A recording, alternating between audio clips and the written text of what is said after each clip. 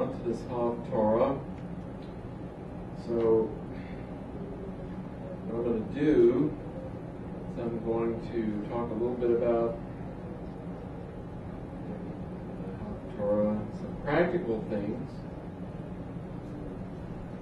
Actually, we can maybe start with practical things and then get on to some meaning, and we're going to back off from kind of the meaning and take a very big bird's eye view from this that will unlock the really a lot of what is going on today, the Bible, and what it portends for us. The whole trend of the Bible. It's going to be a very big bird's eye. So notice that the difference in the Torah and the Haftorah is that in the Torah we had all the people bringing these things for the tabernacle, their gold, their silver, and all that sort of thing. In the Haftorah now we have this character Hiram who makes decorations for columns with pomegranates and lots of menorahs, big huge tank with 12 oxen underneath.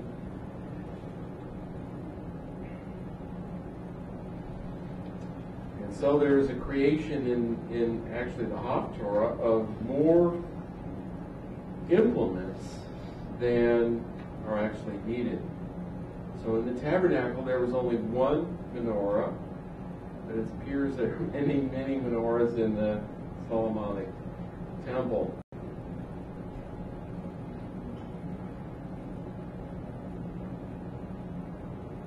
So just kind of give you some things that are of practical concern here. So, and how the tabernacle motif comes down in Jewish practice today. So there's a table for the bread of display. It's actually a lechem hapanim, which means the bread of face. That's where the 12 unleavened, one pile of 6 and another pile of 6 of those unleavened loaves of bread were placed, and they were arranged before Adonai every Sabbath day.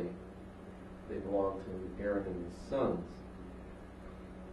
So on Shabbat, if we used 2 chalot, or 2 challahs, they're symbolic of the 2 rows, the 2 stacks of bread in the temple.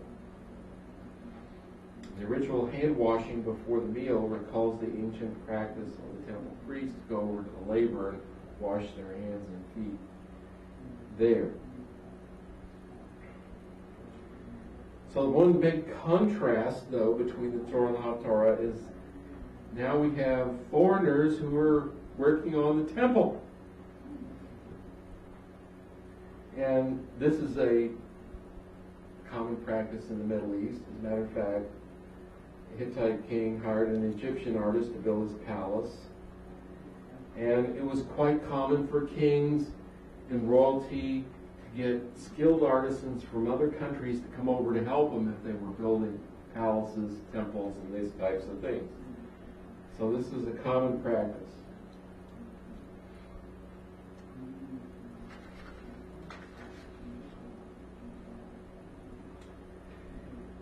So, kind of to warm you up a little bit for the coming journey, is that Midrash tells us that the tabernacle was the finishing touch to the creation of the world. The world owed its existence to God's loving kindness. In the building of the tabernacle, the world stood on God's loving kindness and Torah. And only when the Israelites could sacrifice to God in the tabernacle did the world stand on 3 pillars: loving kindness, Torah, and service to God.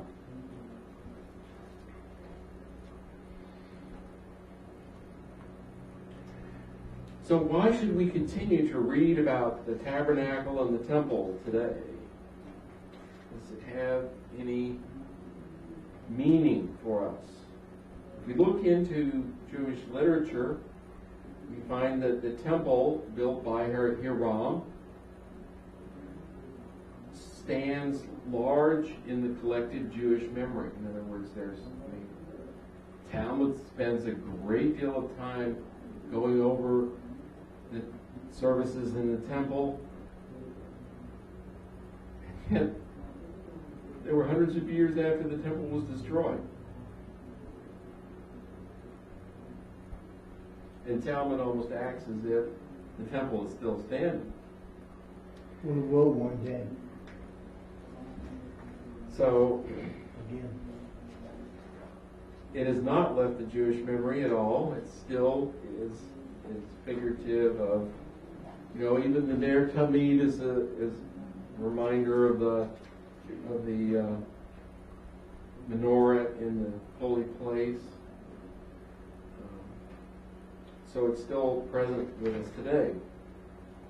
And we're surrounded by ritual Jewish objects which have some meaning to us today, just as in the temple and the tabernacle.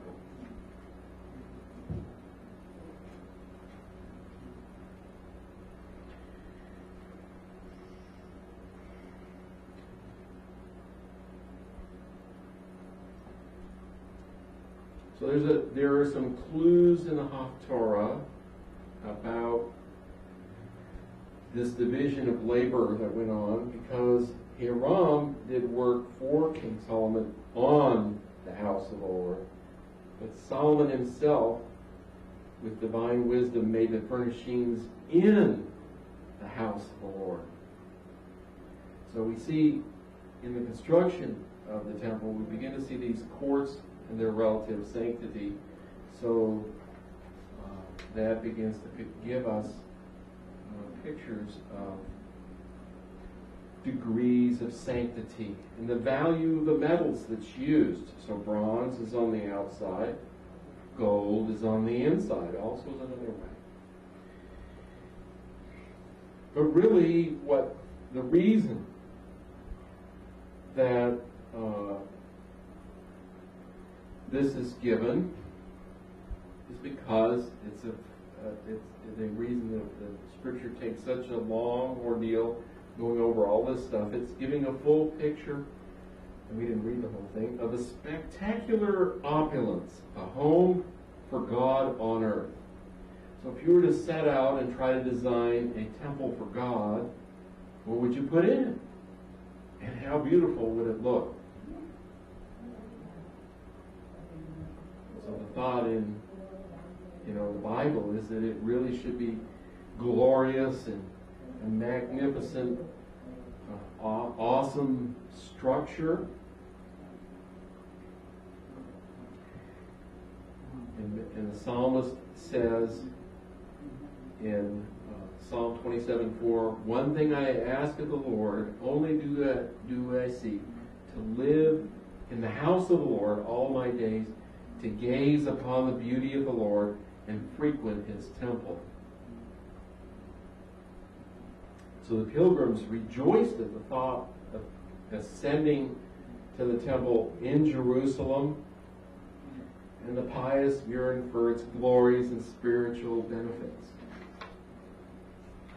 So how can we say, using this midrash, that the temple is connected with creation?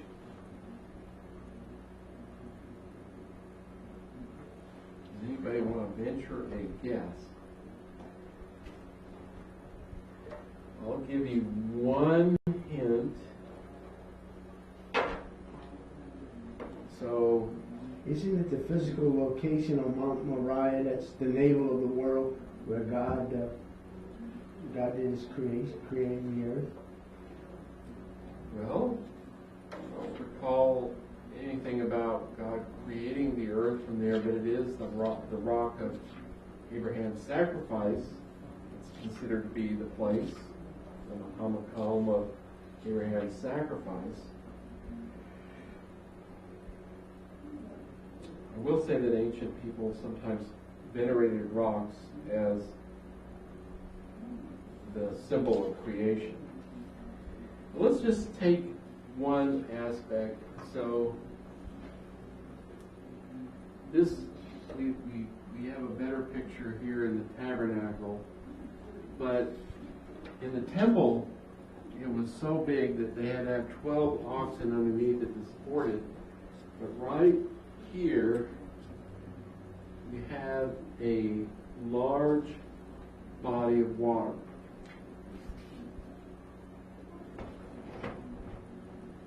And so it had the nickname, the sea, because it was so big. It was a huge tank.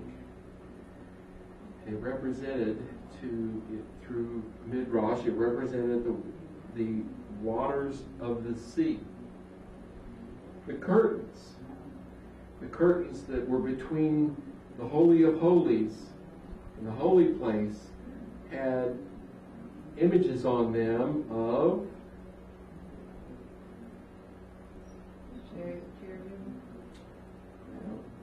they represent the heavens, and I think they actually had some kind of stars or something on them. The winged cherubim are the birds of the firmament of heaven, the birds that fly in the sky. And so there is a typology here that's correlating creation, the tabernacle, and the temple that's established. And so they move even further beyond just correlating backwards. So they're correlating backwards from the tabernacle and the temple back all the way to creation, but they also go the other direction into eschatology, moving from creation to the end of time. And so the fact that God created the world with wisdom, with knowledge, with understanding, and the same words are used in the construction of the tabernacle. Chokmah, Tevunah. So Chokmah is wisdom, Tevunah is understanding, and Dot is knowledge. And so the same kind of language is used. This reveals a meaningful divine order in which the world and the temple are reflections of the same wisdom in the cosmic structure of God's creation.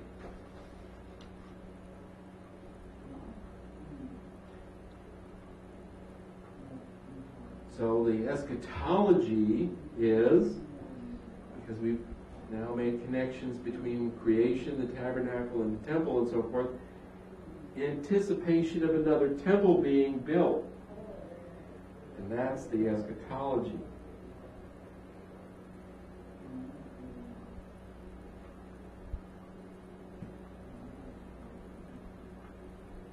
The 12 oxen are also deemed to symbolize underneath the big tank, the sea, the 12 constellations by which the earth is governed according to ancient thought. You know, that God actually put the stars in the sky, and there was a divine order in the stars, which also affected. This is not astrology. This is astronomy, and they are seen as part of God's order, and therefore it's not seen as idolatry, but that they are part of creation and they contain the same aspects of which God created the universe. And that those symbols then can be used as symbols of God's order and God's created order. So if you go to Sepphoris, the city on the hill up from Nazareth, which was a city where, kind of a city Jews built of perfection. And there were wealthy Jews that lived up there until the Romans sacked it after there was some kind of rebellion. But you go in there, and there's a synagogue in there that has a zodiac on the floor. and people have been all up in arms about it. But when you really study the floor carefully, it goes from the zodiac. And eventually, if you keep going, it eventually gets to the temple. And the symbolism is that all of this is submissive to God, because God is the creator God, and it's not like the stars are independent by themselves, but that they are servants of God in that motif. With that same idea in mind, can't you view the sea next to the temple as chaos, and then God's order, and God's bringing order out of the chaos, and is establishing His presence on earth? You could do that. Of course, there's a difference between the raging waters of chaos and the still waters of pools and so forth. So when we say in the 23rd Psalm, ask God to let us lie down near still waters, that is those are the non-destructive waters. The sheep won't be afraid of that, because raging waters will kill them. So there's a difference between the two. So, really what we have in the tabernacle, building of the tabernacle, building of the temple, is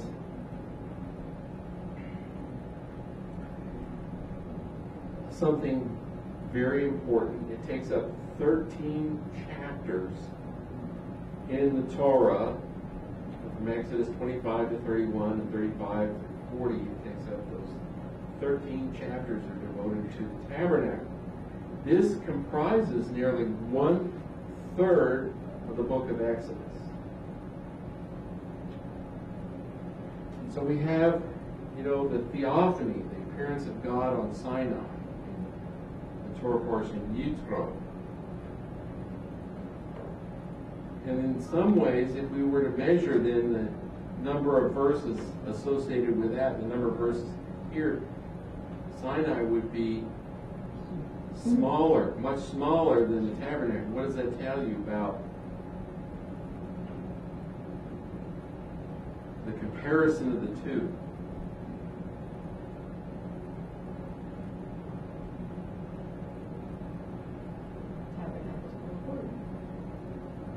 So Israel's experience at Sinai cannot be regarded as complete without the plans of the tabernacle. So the tabernacle then provides us, and the temple provides us with some real keys to understanding what God's purpose is for man and mankind, future destinies and so on. And we can also tell this because the tabernacle and its cultic paraphernalia, all the pans and the shovels and the scrapers and all of that stuff that goes into minute detail, tells us that it's very important. But the information is insufficient to construct those elements out of the Torah. In other words, they're just kind of generalized. So there's this long-winded description, but it is somewhat lacking in certain things. So the Torah's vision here is to try to create a mosaic out of this whole thing. And if one gets lost in all the details and the pans and the shovels and all this stuff, one can miss the whole idea. So the whole idea is a summons to worship God, to be thankful and so forth. And it is also a place of remembrance of the covenant partnership. So what's in the Holy of Holies? The Ark, the tablets. The tablets are in the Holy of Holies, right? And that's the central focus of the entire thing. It's this covenant which is part in that most sacred object, the Ark of the Covenant. And all these dimensions make it clear that worship should not be taken lightly. It requires more than this kind of random encounter with God, where you just kind of, oh well, anything goes. Woo, wee, here we go. We used to sing a song about, we go through the march right on into the Holy of Holies, and I threw it out, and we no longer sing it because I felt like it was just too cavalier. It was not respectful of that kind of place. So the focus of the text is really not on the cubits, the figures, the numbers, and the shapes. It's on the indwelling presence of God that requires a sanctuary and its holy accoutrements that would enable the community to worship Him in that place. And that's the reason that everything is so important, because it is all surrounding His presence and the importance of the worship there. So guess how many speeches there are about building the tabernacle. From God to Moses. Now let's see. You have various numbers that have various significances, like 3, 5. Oh, how about 7? That's an important one. There's 7 instruct speeches from God to Moses about building the tabernacle. And then the 7th speech culminates in instructions for the tabernacle with a divine plan for a special day that occurs on a regular cycle very often. Exactly, once a week, the Sabbath day. So what does that tell you about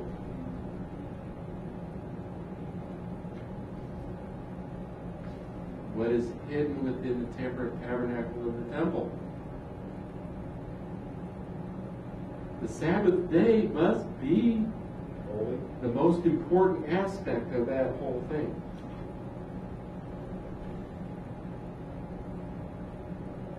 So here's some comparisons of creation and the sanctuary. So in creation, Genesis 1:31, God saw everything that He had made, behold, it was very good. In Exodus 39:43, and Moses saw all the work, and behold, they had done it.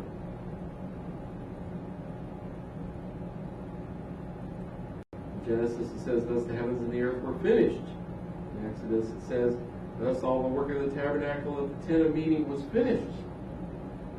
In Genesis it says, on the 7th day God finished His work which He had done. And in Exodus it says, so Moses finished the work. Genesis says, so God blessed the 7th day. And in Exodus, Moses blessed them. So the plan of the tabernacle suggests the worshiping community participates in similar acts of dividing and ordering time in the world according to God's design.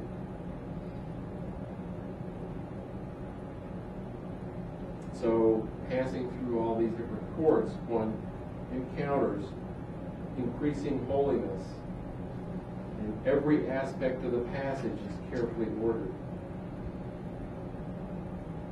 Construction of the tabernacle contains within it an intentional complement to God's creational designs. And so it also contains then the completion of the work that was begun in creation.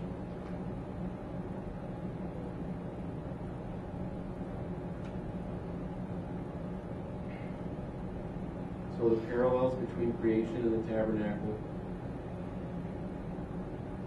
are many. And this sanctuary then represents God's act of building the world and creation.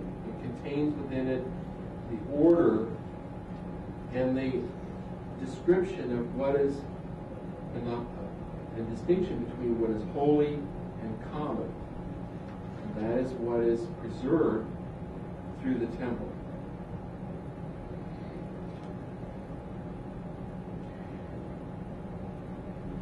But we have a problem in the Bible. This is where we go off the diving board. We have a problem in the Bible. That's all neat and tidy, but we have this nice house which is built for God, and God dwells in this house. We have references to that for a while, and then he disappears. Oops. Where'd he go, and why did he go somewhere? Why would God disappear? So in the Hebrew Bible, God steadily disappears. At first in the Bible, in the Pentateuch, God is actively visible. And he does all kinds of amazing things as if he's right there with all his people, just accompanying them like a bear would with her cubs, and protecting them and so forth. He personally descends on the mountain at Sinai, but then after that, he steadily diminishes. So here's some examples of how he diminishes. The last person to whom God has been revealed is Samuel. We're considering the Hebrew Bible only here. It's not. It's not. The last person to whom God is said to have appeared is, I'll give you a guess. Let's see if you can guess this. God is said to have appeared to a very wise man. Solomon is the last person to whom God is said to have appeared. But he speaks to David and Solomon. The last appearance of the cloud of glory is when?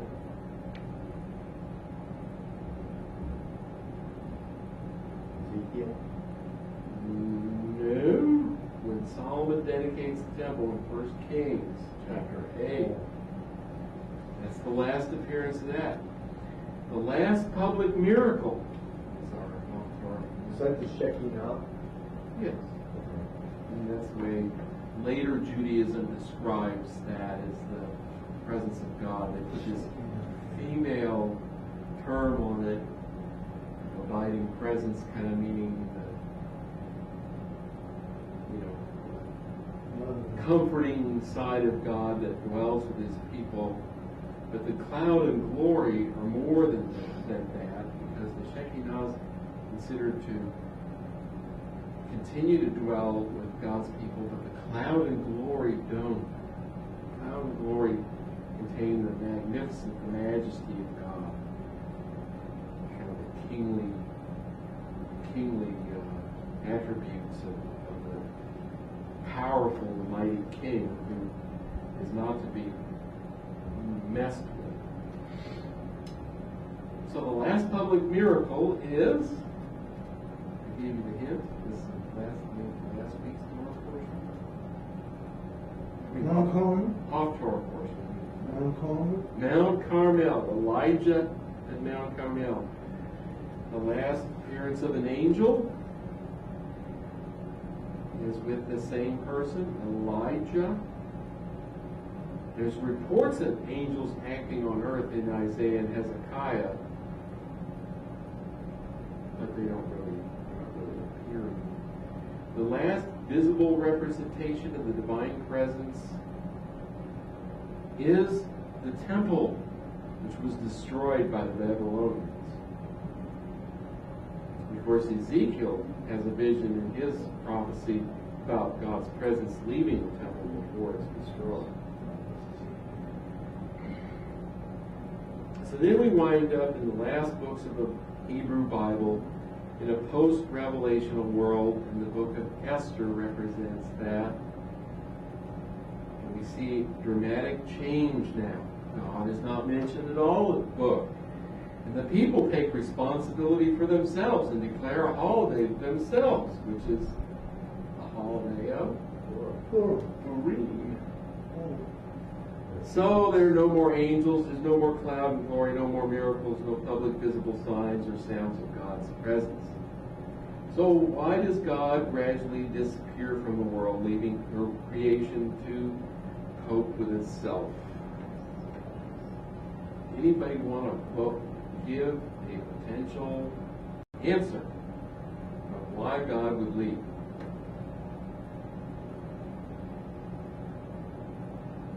He's making the way for his presence to return in the Messiah. Okay, but then we run right smack dab into the same problem again, because guess what happens? Messiah leaves,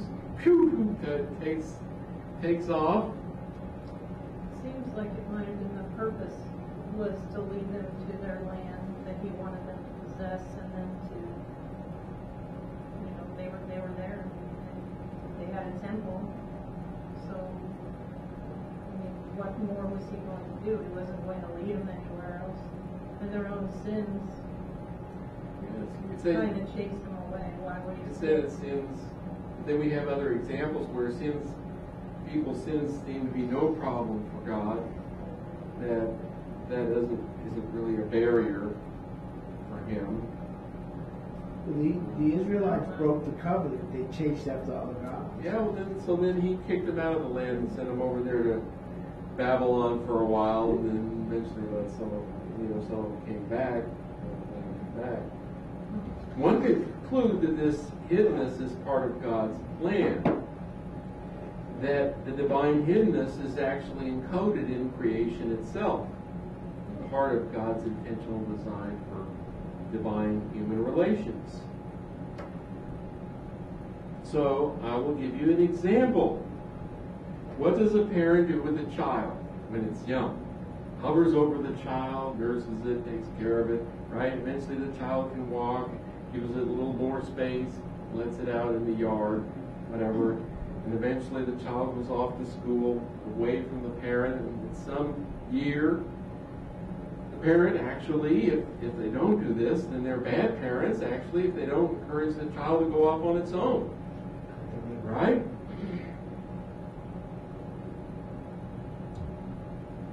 So just before Moses' death, in Deuteronomy 32:20, God says, I will hide my face from them. I will see what their end will be. So apparently God's hiding is purposeful. His plan is to gradually recede from interacting with people in order that humans would have more responsibility for their own actions and for the world. Humans are expected to exercise an increasing role. So when we look in the Bible, we also find that other strange things in the balance of relationship between God and humans that don't always work out so smoothly or without mishap. And the irony of the situation is the closer that God is, the more rebellious man is. The further away God is, the more obedient man is. So the generation that was closest to the deity, the wilderness generation, was the most rebellious generation.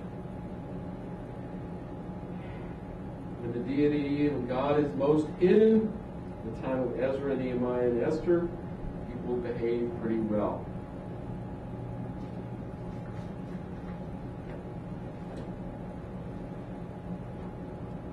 So this legacy of God's hiding is both in Rabbinic Judaism and in Christianity, although they express it in different ways.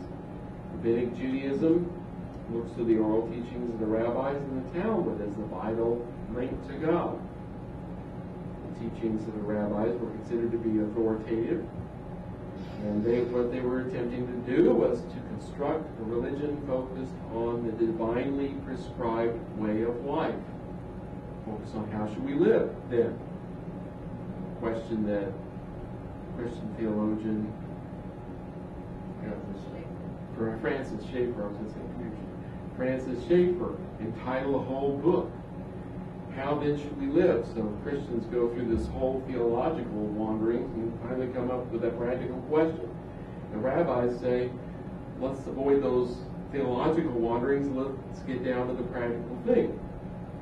Of course, in the middle of all of that, they're considering theology. If anybody doesn't think that Talmud doesn't contain theology, they're sorely mistaken. Now let's look at Christianity's perspective. So Yeshua becomes flesh, and all of a sudden people have an immediate contact with the divine being, Son of God. It was probably the closest contact since the Garden of Eden. And in the climactic moment of Yeshua's life, the focus is once again on the absence of God. He cries out, my God, why have you forsaken me?"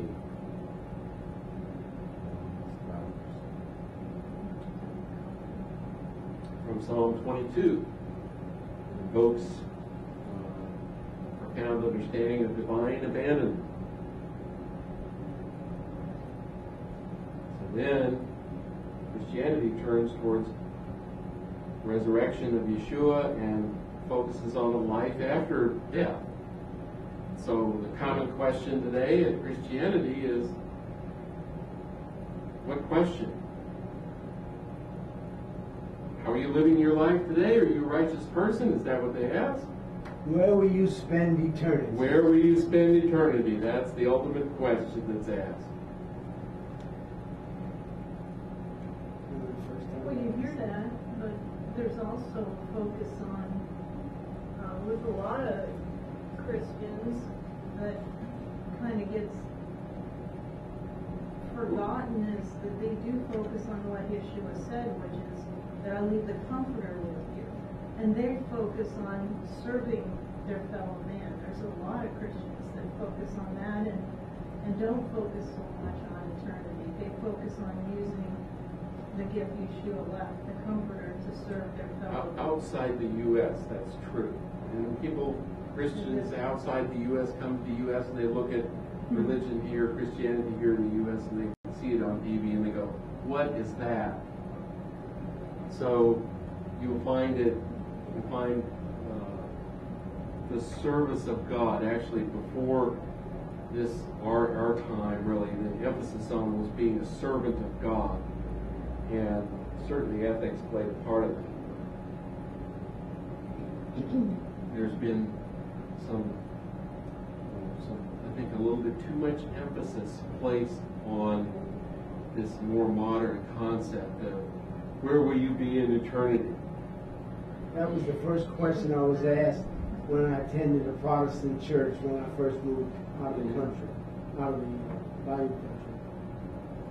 So in Judaism, the emphasis is on the community and the responsibility of the community. In Christianity, its emphasis is on faith in Christ, whose ministry of grace and forgiveness holds the promise of salvation, eternal life with God. So both of them actually increase responsibility to the community. Human beings must learn how to live responsibly in a world where God's direct control of affairs is less than what it was in the past. So when people look around today and they ask, where is God? You could say, he's absent by design.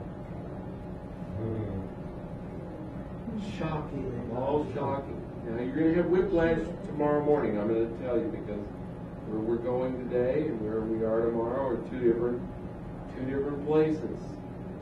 And, so for 2,000 years, these great religions have wrestled with this issue of God's absence. So as science progresses in our culture, The mysteries of the universe yield to scientific explanation, and the old religious claims for divinity are challenged. And we move into a non-religious age in which God is seemingly even more absent than then. And if we look at the human capacity to explain, to create, to control life, it now seems that seekers of truth are more and more turned to the computer terminal than to the church or the synagogue, to their tablets or their devices. Although I have to say that there's a lot of great religious material that one can tap into that way. But also in our 20th century, as Brian said earlier, we have witnessed catastrophes of suffering, death. In the last century, we had the Holocaust, and all around the world we see eruptions of violence and barbarity all over the place. So we could say that the quantity of suffering and loss piled on the scales of the 20th century suggests that the balance of death and life is more precarious today. I'm not sure that I would fully agree with that, because I think in the ancient world it was just as precarious, maybe even more so. If you had 5,000 Roman soldiers going through your backyard, you were not going to fare too well, especially your goats and your crops. They were going to all be stripped off by that army as they came by, and your women might be raped and so forth and so on. Whereas in some countries like ours today, that's not the case. But if we go over into third world countries, there are still many violations of human rights that are shocking, just as in the past. So we could ask, where is God? Does anybody not think that there's something going wrong today? You look around and there's all kinds of doom and gloom. And Nietzsche and Dostoevsky, declared the death of God. So the disappearance or the death of God is a substantial part of this century's philosophy and literary legacy, and even theological legacy. So a world without God is vulnerable to fear and insecurity. Humankind is left to defend itself against the seemingly capricious forces of nature and mankind. And a world without God is a world without morals. And it's left to a moral chaos. Or moral decay. There's no absolute standards for justice for the weak or the powerful. If God is dead, then all is permitted. So we are in a new millennium that's absence of God, in which mankind is tremendously vulnerable. But the need for humans to assume responsibility for the affairs of the world is part of God's design. If you are following this whole train of thought.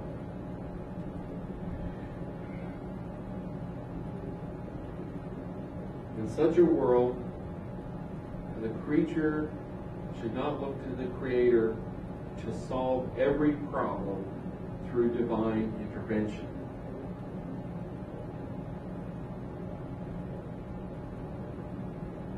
Humans can play a substantial role in sustaining and restoring creation's design. That's what Jewish mysticism teaches. That mankind actually has a role and a responsibility. This was the powerful aspect of Kabbalah that made it palatable to Jews in the Middle Ages was the tremendous suffering under the Inquisitions and the expulsions from Europe and so forth. Basically, they concluded that God had been wounded and that mankind had to help out in repairing the world. Now,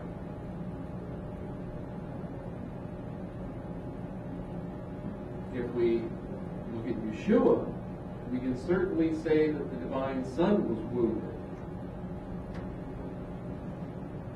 And he expected mankind to help out in justice and helping other people in the world. So there is a connection. So the goal of creation is to return to the original unity that it had with God that was fractured. Okay? Kabbalah will go into all this strange stuff about the vessels and how they were fractured and so forth.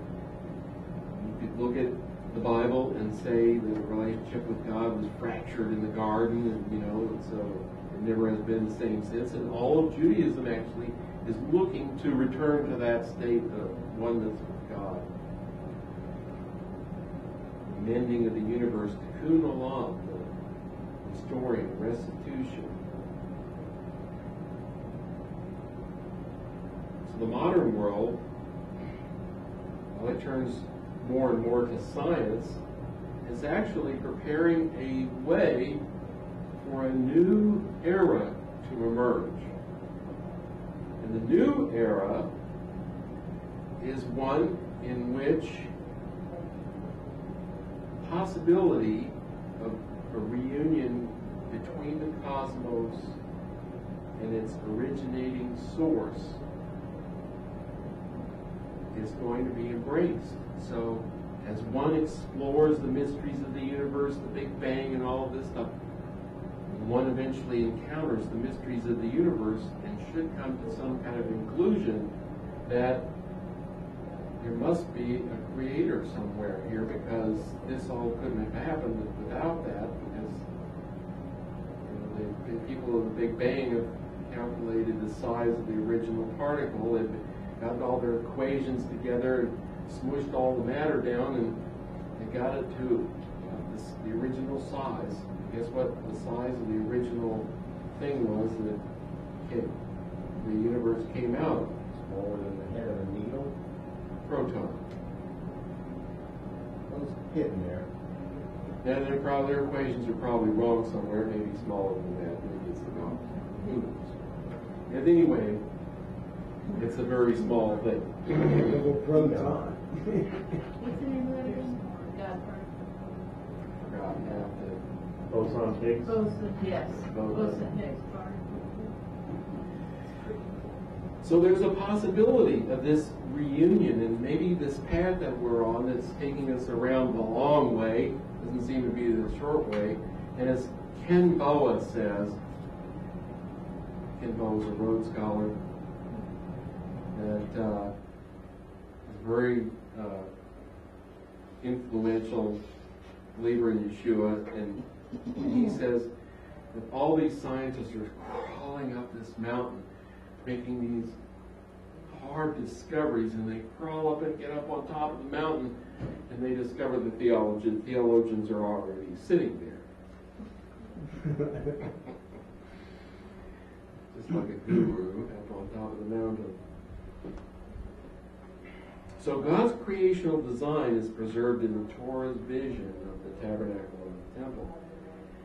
And also, it's contained within Jewish mysticism. So the Torah provides a rich reservoir of construing new realities about God, the world, and humankind. We take this very bird's eye view. The final horizon of faith's endeavors originates in and returns to God's design for creation. That's what the Torah is all about. God's primordial design of the world is created and ordered for good and for purposeful intentions. And so encoded within the tabernacle and the temple, these orders are seen. And then, also encoded within this is God's design of the sabbatical principle and the summons of the faithful to worship Him on the seventh day. And this invites the recognition and celebration of God's creative acts. We are constantly bringing up creation in our liturgy, right? We did it tonight when we talked about God creating the stars and the heavens and creating day and night, and that the darkness and the light and all of that stuff. That's part of the liturgy. It's a cosmological liturgy. But this prepares us for us to understand the essential task of our God's design and our role and relationship in the world. So the Torah envisions the sanctuary as the completion of the work begun at creation.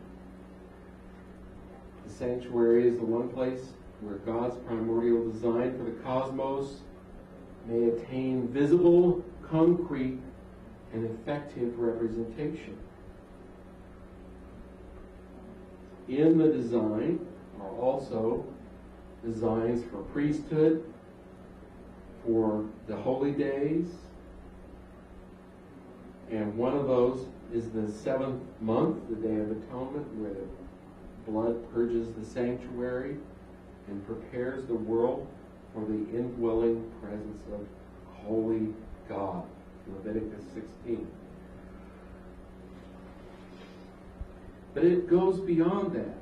The whole idea behind the Torah is that worship inside the sanctuary must be matched with actions and holiness outside the sanctuary. For a person to come in and be a person who can rightfully and righteously stand before God, one must adhere to an ethical and moral behavior. And so Deuteronomy envisions this covenantal holiness as a socio-political structuring of the community. It expects the whole community to act this way. A nation of priests. The sabbatical principle works to secure cosmic standards of justice for the poor and the disadvantaged, forgiving the debts of the poor, freeing the enslaved, and providing for the needy in compassion and generosity. We also have, in the Torah's vision, linguistic and gestural things that we do or say or sing that actually become part of this world-creating cosmological liturgy. And I have some books at home on this, and I really want to get in and dig in and really develop this cosmological liturgy, because it is so all-encompassing that I think it could be very beautiful. The rituals of worship enable the construction of new worlds by symbolic gestures or acts. So just as one comes in and sings in the temple, or hears the priests sing in the temples, and the idea is that one is now in the covenant relationship with God, one steps out of the temple now, renewed, refreshed, restored in this relationship with God, and now one steps out into the world, into sociological worlds, into political worlds, into work worlds, into family worlds, into neighborhood communities, and everywhere one goes, one has a chance of bearing this divine light into the world. Not just by words, but also by deeds. And the realization of worship is that the faith communities, this is what worship is, right? That's why Paul says, present yourselves as an offering, that living sacrifice, wholly acceptable. that you would continue that same idea out into the world, out into your whole life. The rituals promote this idea of for the sake of the sanctuary. That's not where they all belong. They all belong also going out into the world. So we are encouraged to surrender our personal self-centered interests, which are inherently not very good, to this design which God has placed before us and the imperative that He asks us to do. So it creates a covenant community. God expects a covenant community, a priestly kingdom, a holy nation. And through all of these rituals and holy days and so forth, they are either restoration rituals in which we are restored to God's order, or by our participating in the rituals as a priestly nation, we are actually calling in to the world God's design into the world. So there is the thought that a minority of people who stand in faith and pray and worship God actually begin the healing of the world as a representative priest before God. There's a very small example of that in the transformation videos. Yeah, Judy brings up the transformation videos where all sorts of miracles and strange things surround the repentance of people and the coming of those people to God and His order for their lives and purpose for their lives. But you said with a small number of people, I was thinking some of those transformations started with one person praying in a barn, and then so one person can ignite a whole world almost of influence, possibly without even knowing it. I'll give you an example that I like to bring up every once in a while. There was this man who went to seminary, and his teachers in the seminary told him he was not very good. He wouldn't make a very good pastor. He managed to graduate anyway. He went off to some small church in Canada, out in the sticks. And he had an altar call one day. And one 18-year-old young man came forward. Billy Graham. Billy Graham. He has a great story. So he influenced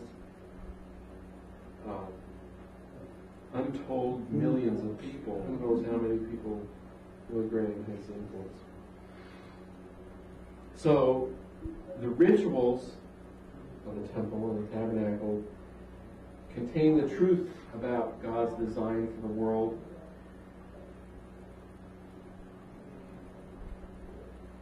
And so that provides for us an ever-renewing summons for us to become a priestly kingdom, a holy nation. And the canonization of the Torah works intentionally to preserve the vision of another world where the hope and promise of God's creational design remain vital and attainable. And that is the hope of the Torah. say that again, please. The canonization of the Pentateuch, the Torah, works intentionally to preserve a vision of another world where the hope and promise of God's creational design remain vital and attainable. Amen. So, our calling is our task, right? Now you have the calling. Amen. Amen.